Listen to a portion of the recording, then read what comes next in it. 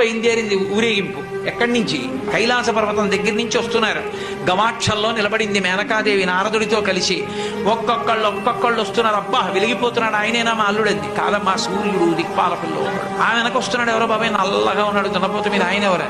మీ అల్లుడు కాదు, బెంగ పెట్టుకోకు, యమధర్మరాజు గారు. ఆ వెనకాతల అబ్బా చల్లగా ఎంత బాగున్నాడో, ఎవరు? చంద్రుడు, మీ అల్లుడు కాదు. ఈయనెవరోనయ్యో చాలా అందంగా ఉన్నాడు, ఎర్రగా ఉన్నాడు, కాంతులీనుతున్నాడు, బ్రహ్మగారు. మీ అల్లుడి దగ్గర పురోహితుడమ్మా, పెళ్లి చేయడానికి వచ్చే బ్రహ్మగారు ఆయన మీ అల్లుడు కాదు.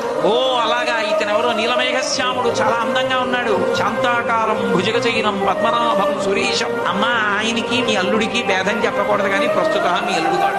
ఆయన వెళ్ళిపోయాడు, ప్రదోష వేళ అయిపోయింది, రాడు. వెడుతూనే ఉంది ఊరేగింపు, వస్తున్నారు మగపెళ్లి వారు. అలా ఆఖరికి ఒక ఆయన వచ్చాడు. చుట్టూ భూత ప్రేత పిశాచాలున్నాయి, ప్రమదగణాలున్నాయి, మధ్యలో దిగంబరంగా తాండవం చేస్తూ వస్తున్నాడు.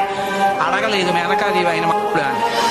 నారదుడే చెప్పాడు, ఆయనే మీ అల్లుడమ్మా అని మెట్లు దిగి వెళ్ళిపోయాడు. ఈ